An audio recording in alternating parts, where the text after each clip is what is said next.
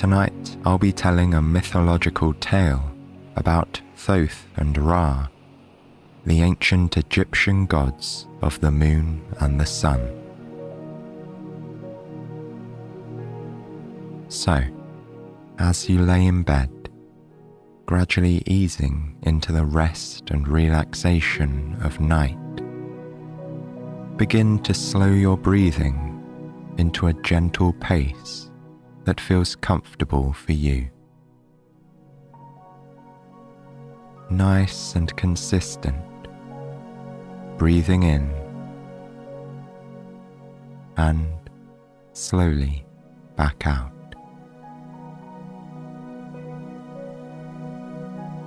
And if you need some extra help to calm your body and mind, then close your eyes and try to visualize yourself simply as you are right now. You're laying comfortably relaxed in bed.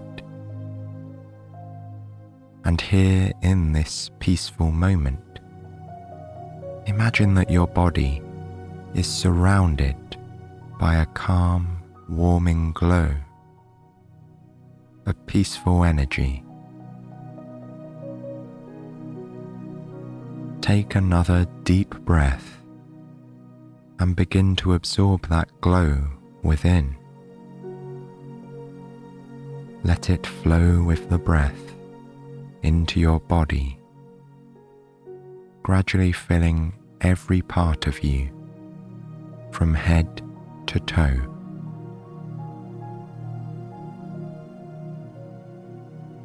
With each deep breath, this essence of warmth and peace fills you more and more. Visualize it and feel it. It may only be subtle, but your inner glow is there, and it can nourish and recharge your body throughout the night.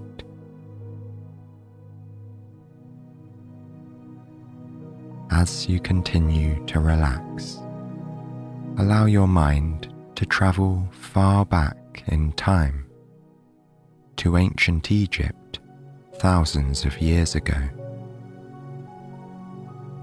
Here, along the banks of the legendary Nile River, we'll learn about the myths, the gods, and the people who wove their tales.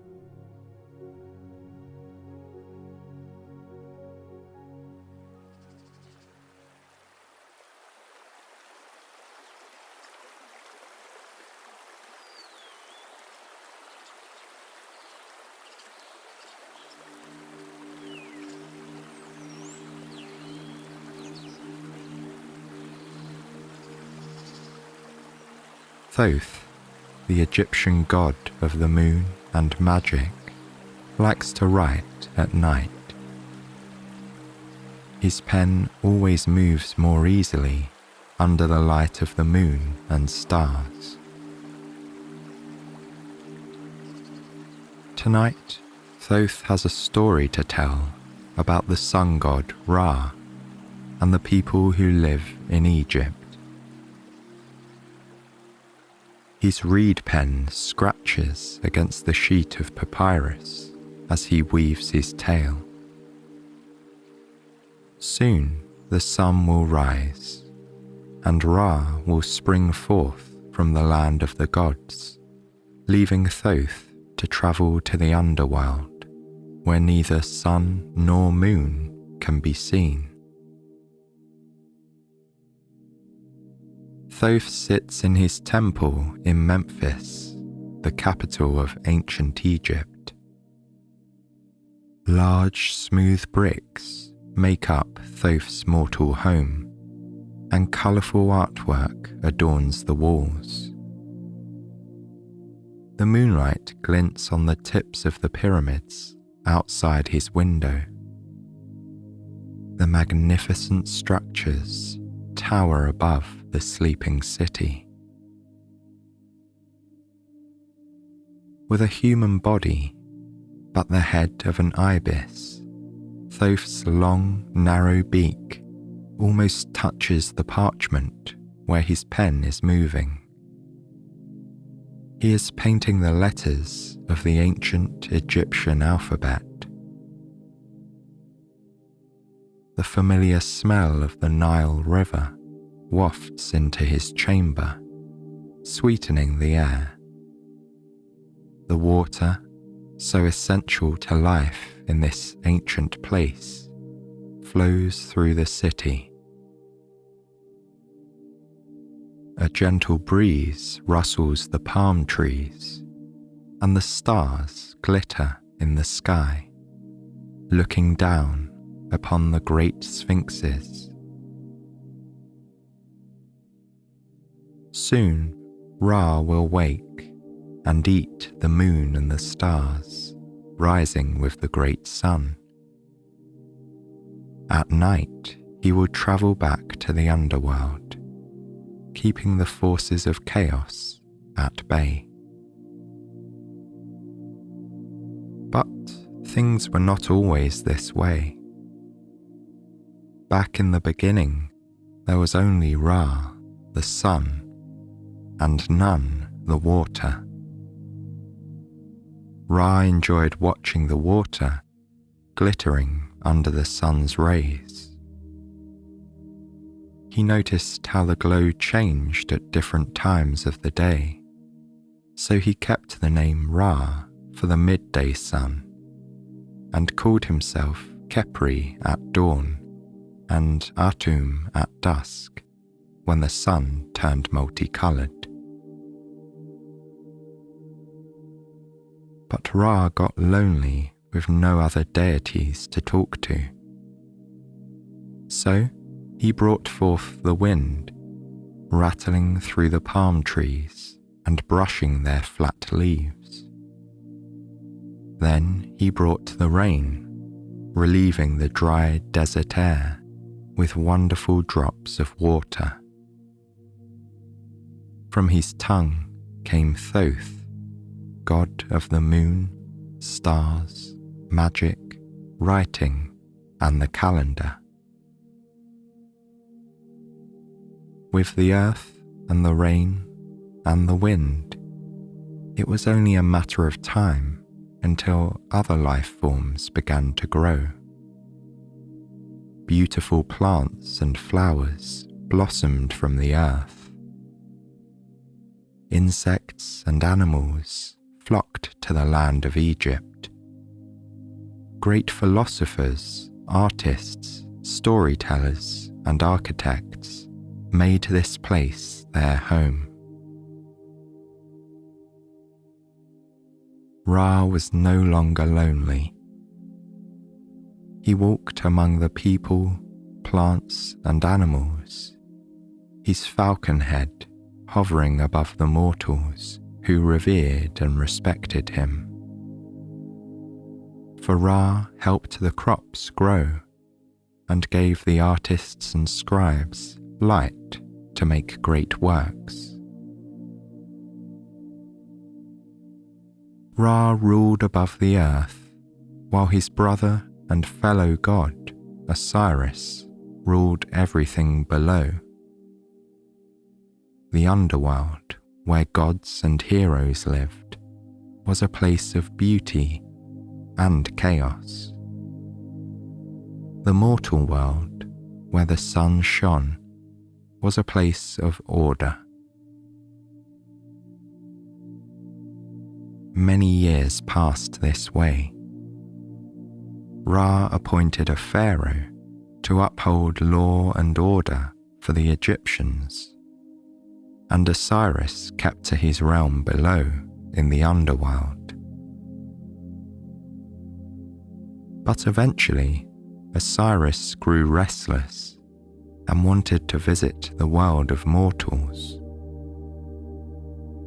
As the days went by, the chaos of the underworld slowly began to seep into the earth above. Because of this, the men and women of Egypt no longer respected Ra or visited his temple. But Ra was not deterred. He knew there was a way to restore order to the world. Ra called Thoth to him and said, "You have always assisted me in maintaining order. You have created the calendar and managed the seasons. Now I have a new job for you. You must keep watch on Earth in the night." Ra explained that he would visit the underworld at night, making sure Osiris stayed there. But in the day, Ra has work to do on Earth. Every morning at dawn, he begins his daily journey, moving through the sky. His pink, rosy fingers reach up from the east, bringing the light of day. In his great mouth, he swallows the moon. And with his rays, the cities of Egypt come to life. Merchants hawk their wares in markets. Women haggle for milk, eggs, and cotton cloth. Magicians perform feats of wonder in front of captivated audiences. And artists paint pictures onto stones. In the fields, farmers sow their crops: wheat, barley, flax, and vines. And in the towns, children visit tutors who teach them to read and write. As midday approaches, Ra sits high in the sky. The blazing heat pushes the farmers and merchants indoors to rest. Fresh fruit grown in the fertile ground near the Nile helps keep the people cool and refreshed. Even Ra snacks on succulent figs and sweet grapes as he enjoys the glow of the afternoon sunlight. Meanwhile, under the sun's heat, pharaohs wander through grand palaces, ordering the construction of temples, pyramids, and tombs. The architects of ancient Egypt are skilled craftsmen, utilizing a large workforce and expensive resources to build outstanding cities. And the Egyptians are also one of the earliest civilizations to adopt a writing system. During the long, hot afternoons, scribes chisel hieroglyphs into stone tablets and brush soft letters onto papyrus scrolls. Hieroglyphs are words in picture form, beautiful phonetic shapes. They're carved into tablets and painted on walls. Difficult to create, hieroglyphic writing is reserved for priests and politicians. Rather than reading from right to left or left to right, hieroglyphs are always read in the direction that the figure is facing. The figure is often a bird, so this is a fact that Thoth, with his bird's head, particularly enjoys. As the scribes work on their hieroglyphs, the sun god Ra continues his journey across the sky, moving west of the Nile River. Longboats sail in and out of the northern Mediterranean shore of the country, bringing and sending goods to and from the rest of the Near East. Beyond the Nile, Ra looks down at the sand dunes below, where golden dust rides on gusts of wind. Shu, the god of air and wind, smiles at Ra, and specks of sand glint in the breeze. Ra, travelling west, starts to sink lower in the sky. Back in the city of Memphis, golden rays brush the roofs of houses as families gather for their evening meals. Scribes, magicians, merchants, and farmers return home for dinner. Ra watches the families, from farmers to pharaohs, laying dishes across small and long tables. There are green vegetables cooked with garlic, spiced lentils, eggs and bread. Across the land, honey-flavoured drinks wash down the hearty food, accompanied by shared stories and laughter. Ra starts to turn the sky pink, purple, and red. It's almost time for him to descend to the underworld. While the people sleep and dream, resting for the next day, Ra descends to watch Osiris keeping order in the world. His bright colours flashing across the sky, Ra heads to the horizon to meet Mayat. She is the wife of Thoth and the goddess of truth and justice. Together with her husband, Mayat regulates the stars and the seasons. She uses truth and justice to keep the cosmic balance in order. During the day, Mayat guards Ra's boat, which waits on the border of the realm of mortals. In the evening, she watches him sail away into the underworld. Now, stars poke through the night sky. The moon is rising, signalling to Ra it is time to leave for the day.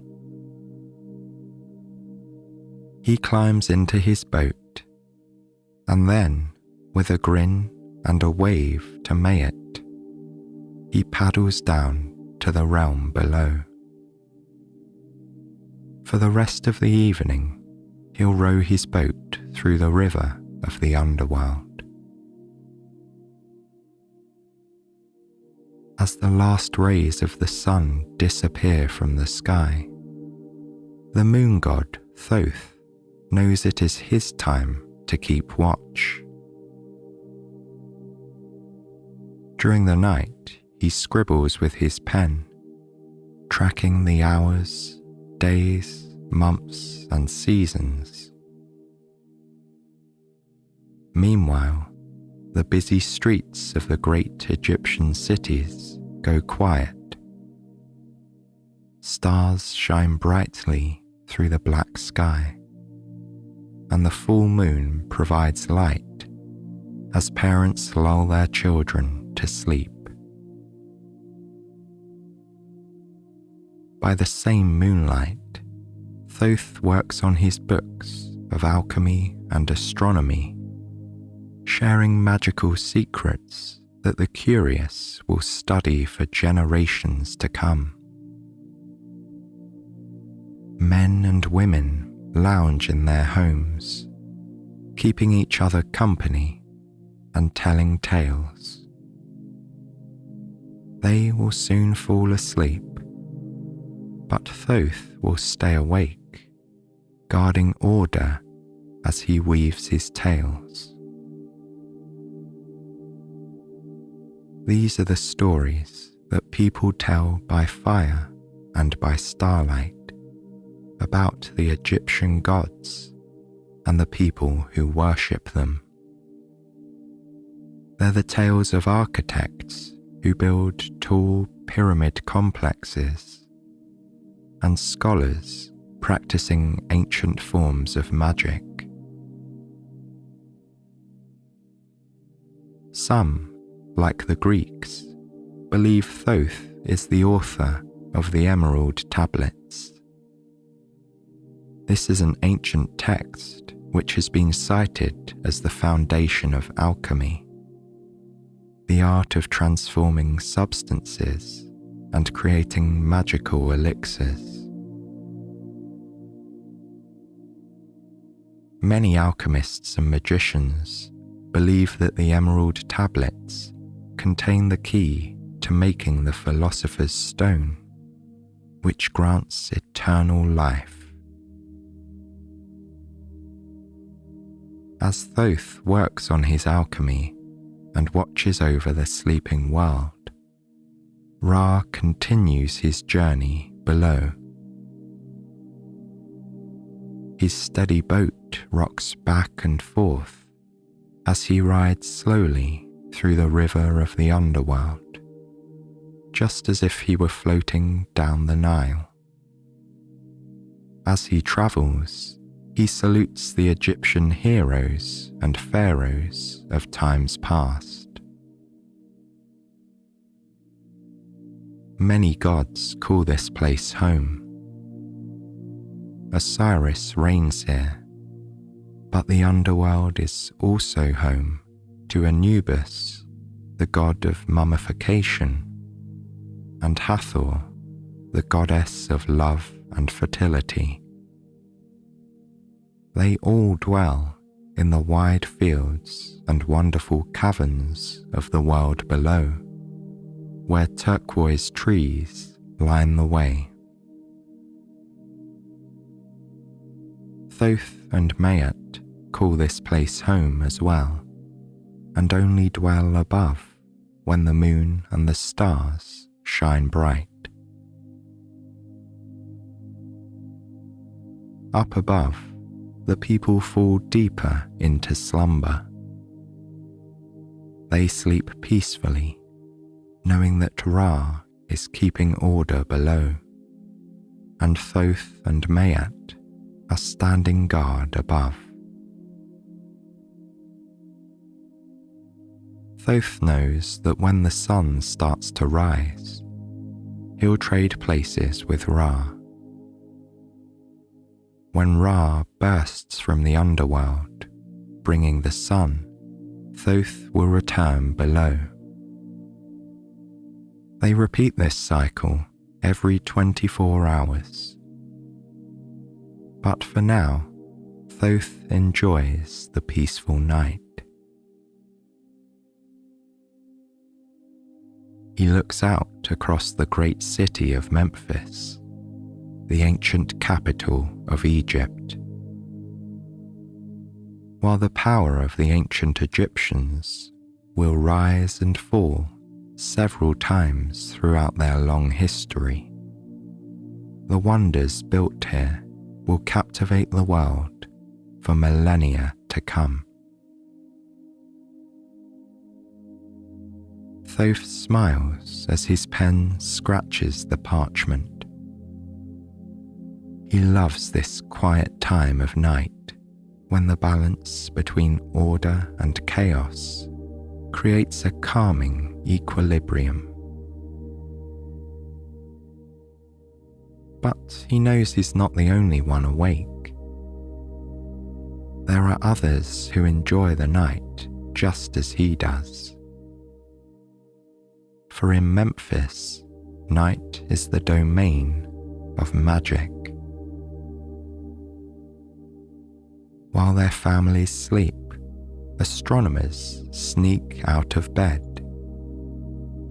Wrapped in warm shawls, they study the sky. The astronomers see patterns where others see only random dots in the darkness. They name the constellations after their favorite gods and stories.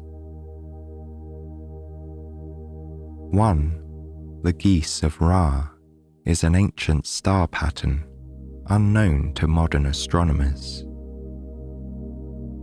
But tonight, two famous constellations fill the night sky. They will one day be known as the Plough and Orion's Belt. The astronomers play an important role for the people of the Nile. Over generations, the astronomers have learned to let the stars tell them when the river will flood, allowing for farmers to plan their agricultural year. The reading of the stars helps the Egyptians plan for annual festivals, and some believe to predict the future. But watching the rising of the sun and moon and studying the positions of the stars also has a more practical function.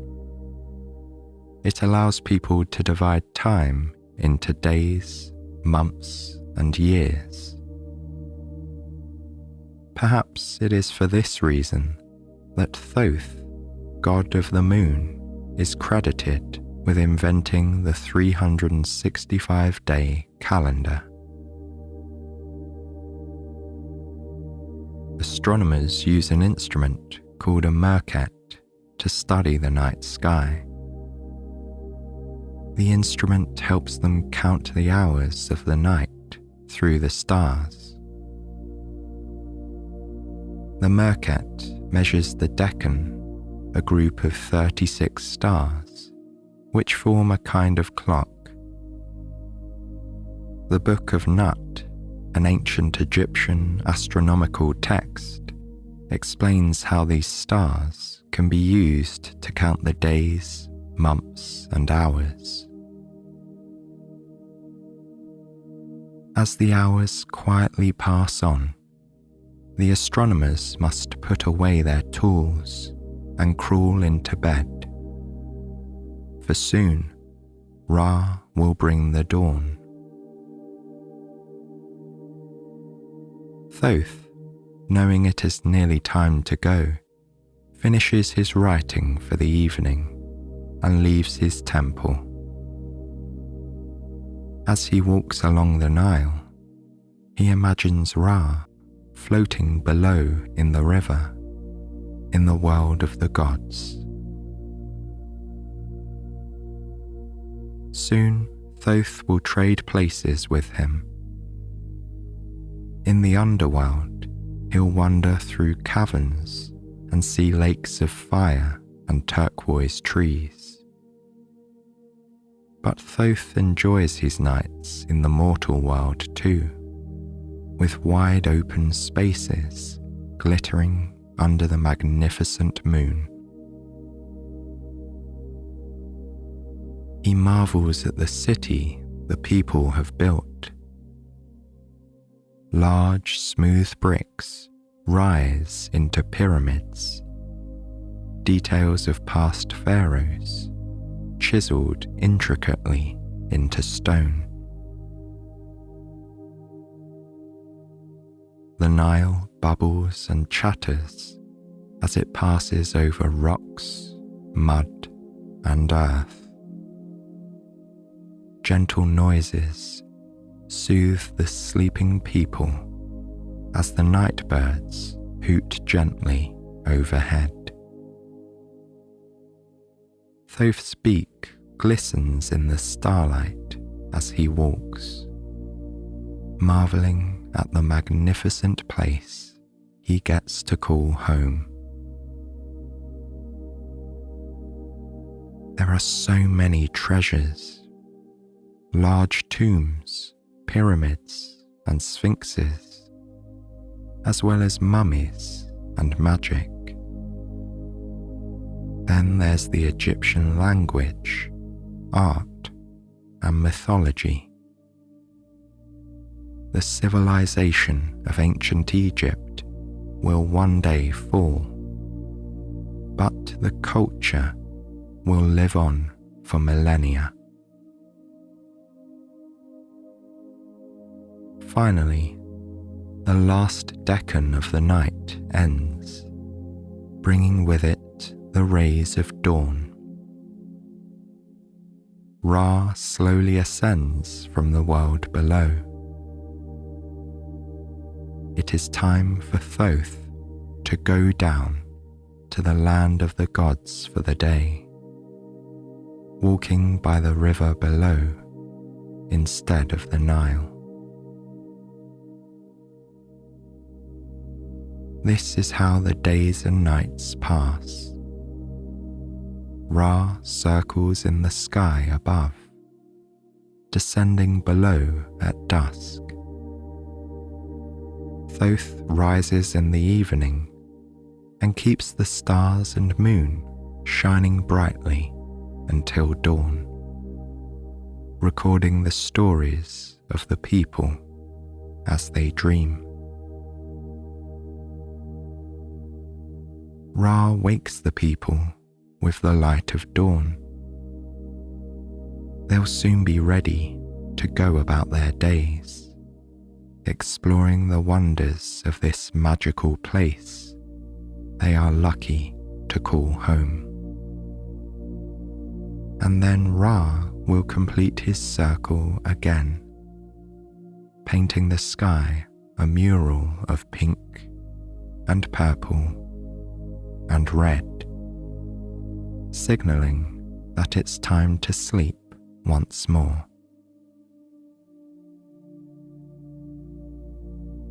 As we end our tale, allow the stories of Thoth and Ra, the wind, the river, the stars and the moon, to fill your mind. Hear the trickling of the river and the swaying of the palm trees as the artists, magicians, scribes, merchants, farmers, and pharaohs lay down to rest. I'll leave you here to dream with them. The magic of the stars and the stories of Thoth weaving in and out of your dreams.